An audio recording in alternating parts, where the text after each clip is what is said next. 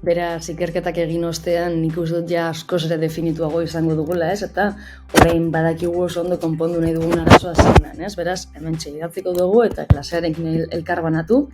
Eta batzutan arazo horrek arasotxo batzuk izaten ditu barruan, ez? Imaginatu, adibidez hartzen dugula gure arazoa dela gure herriko udaletxeko zerbitzuak gazteak ez dituztela ezagutzen, ez? Torren hor hemen barruan beste arazo batzuk egongo ziren, ez? Komunikatzeko tonua ez da egokia, edo web orrialderik ez da existitzen, edo ez dago zerbitzurik, edo dauden zerbitzuak ez dira gazteentzat. Hemen beste arrazotxo batzuk izango ditugu, eta horrek ondo lagunduko digu ideazioan sartzeko orain. Arazoa ikusi dugu, ez? Baina orain konponbidean hasi behar gara pentsatzen, eta hementxe brainstormingen ziur nago badakizuela egiten, hementxe utziko ditugu gako batzuk ere bai brainstorming on bat nola egiteko, baina oso garrantzitsua da jakitea bi fase daudela, ez? Divergentzia fasea dela irekiera, eta orduan hor divertidorekin lotzen dut, bale? Divergentzia. Eta hementxe oso garrantzitsua da juiziorik ez egitea, kantitatea dago kalitatearen gainetik, bale? Hemen ideia pilo bat bota behar ditugu, eta juiziorik gabe okurritzen segun guztia, bale? Gero etorriko da momentua, izteko momentua, eta hori da konvergentzia, bale? Eta hortxe, jomarko gara ideia honenak aukeratzen. Orduan, hemen daukazue divergentziaren informazio pixkat gehiago, bale? Eta hementxe konvergentziarena, bale? Pixkat nola itxi aldugun hau guztia, eta nola ideia honetan hasi behar garen pentsatzen, bale? Hemen azkenean, dauzkazue gako batzuk ere bai, jakiteko, berez ideia onari garela aukeratzen, eta beste tresna bat niri asko gustatzen zaidana, COCD box deitzen dena, eta mentxe pixkat joango gara gure ideia hauek trasladatzen, bale? Ia ideia eman komuna den, baina erresa egiteko, igual ideia eman komuna da eta oso zaila, orduan oso zaila baldin bada eta ideia eman komuna igual ez dugu energiarik gastatuko, ez? Zein izango litzateke kuadrante honena? Ideia oso berritzaile bat, ez? Eta gainera erresa egiteko.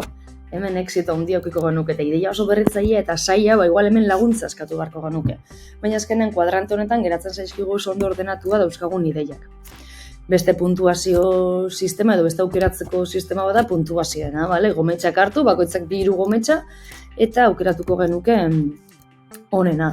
Eta pixkat, behin ja gure ideia aukeratuta, konponbideari izena jarriko genuke eta deskribapen txiki bat egitea komeni da. Horretarako guk asko storyboard da erabiltzen dugu, zineman erabiltzen da, pelikulentzat, eta orduan horrelako 3, 4, 5, 6 binetetan pixkat arazo hori erakutsi edo azaldu dezakegu, gure konponbidea kontuan hartuz. Beraz, hau egitea ere gomendatzen dizuegu, helduko gara bai, asko hobeto pentsatua, pixkat gure web orrialdean noruntz joan behar den, bale? Gero, beti esaten dizuegu, prototipoa egitea oso garrantzitsua dela, bale? Papelean egin dezakegu prototipoa.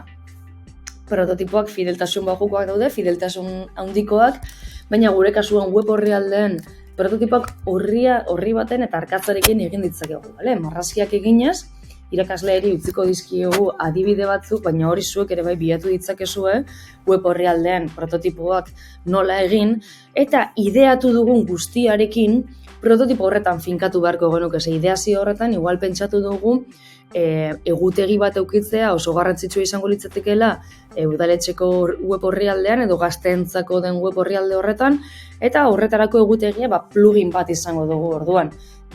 Prototipo horretan jarriko genuke plugin bat eukiko genuela hortxe, egutegiarentzat edo maparentzat edo dena delakoarentzat, bale? Beraz, prototipo egiteak asko balioko dugu. Eta bukatzeko, pixkat klasean azaldu nahi baldin baduzue, edo web orrialdea egiten ari garenari azaldu nahi baldin badiogu, hemen pixkat bi QR utziko dizuegu, klasean nahi baldin baduzue ikusi nola egin aurkezpen hon bat, hemen txekako batzuk, eta hemen txere txantilloi txiki bat pixkat kontatuko dugun hori ondo ordenatzeko. Bale? Beraz, aurrera besterik gabe, plazer bat da zuekin egotea, edo zer gauzatarako kontaktuan jarri gurekin, eta ia semotateko web orrialdeak egiten dituzuen. Azkenean oso garrantzitsua da benetako arazo bati aurre egitea, horretarako web orrialdea oso erabilgarria izango da, eta ikerketa minimo hori eginda, konponbidea behar duen pertsona oso ondo definituko dugu, beraz, aurrera, animo!